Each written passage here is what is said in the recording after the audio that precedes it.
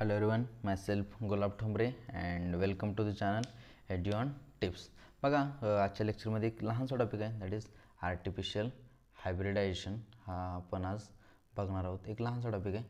Then we will move towards the next topic. Okay, एक लहानसा topic आहे, so we will cover it in today's lecture. Artificial hybridization is one of the major approaches of crop improvement program. Artificial hybridization कशासाठी केलं तर crop improvement प्रोग्रामसाठी केलं. In such crossing experiments it is important to make sure that only desired pollen grains are pollination. म्हणजे फक्त जे आपल्याला actually जे पाहिजेत म्हणजे पॉलिनेशनसाठी ओनली फक्त तेच pollen grains are used. Only desired pollen grains are used. Only desired pollen grains are used for pollination. Okay, that's all.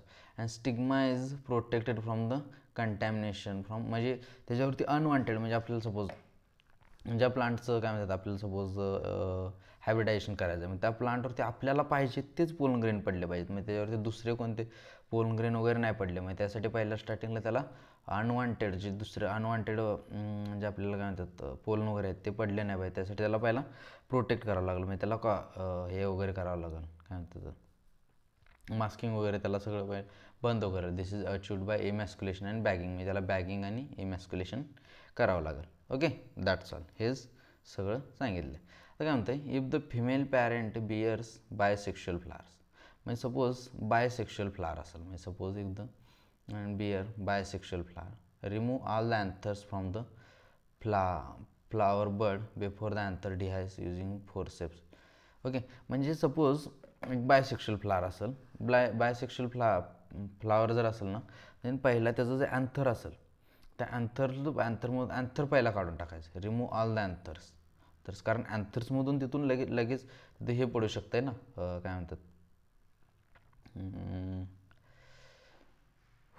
हां पोलन ग्रेन फॉल होऊ शकतं. सो पहिला अँथर रिमूव्ह करून काढा. ओके, पहिला anther remove anther. Okay, anther पहिला remove केलं. त्यानंतर काय करायचं दिस प्रोसेस कॉल्ड इमॅस्क्युलेशन. आणि ह्या प्रोसेसला काय म्हणतात इमॅस्क्युलेशन असं म्हणतात. ओके,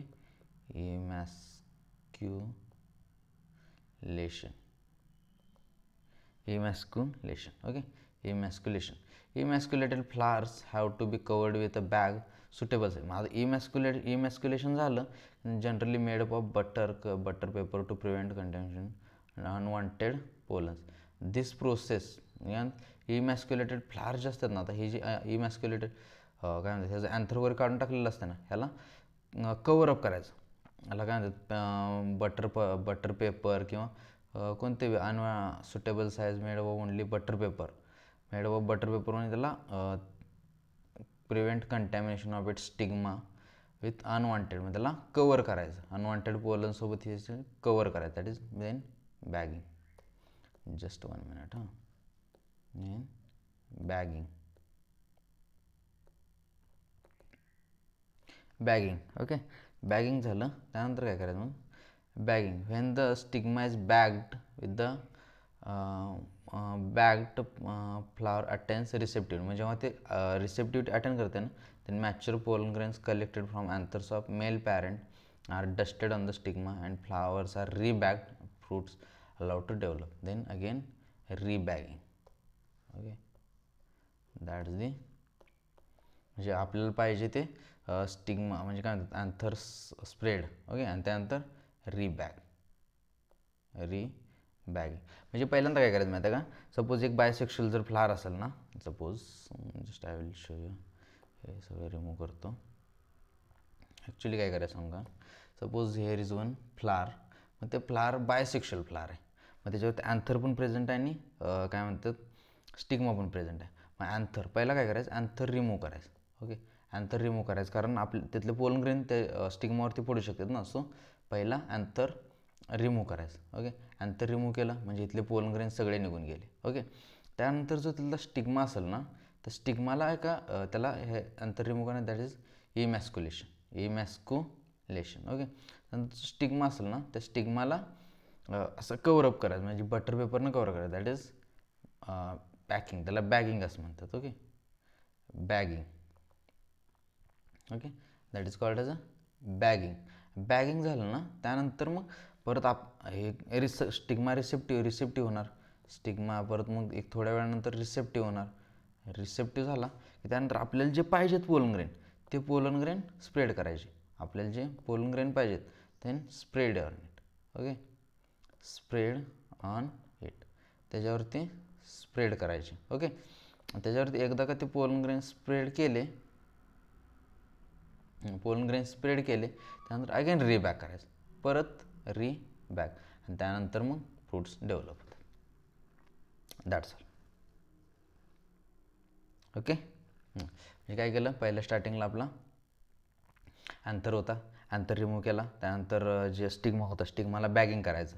स्टिग्मा बॅग झाला त्यानंतर मग स्टिग्मा रिसेप्टिव्ह होणार थोड्या वेळानंतर किंवा थोड्या दिवसानंतर कधी पण. जेव्हा स्टिग्मा रिसेप्टिव्ह होईल ना, म्हणजे आपल्याला जे पाहिजे ते पोलन ग्रेन्स आहेत ते त्याच्यावरती स्प्रे डस्ट करायचे. मग डस्ट केले की त्यानंतर काय होणार, त्यानंतर परत अगेन रीबॅगिंग करायचं. Rebagged and fruits are allowed to develop. That's all. खतम. Okay, that's all. आता काय म्हणतं, if the female parent produce unisexual flower जर असेल then there is no need of इमॅस्क्युलेशन.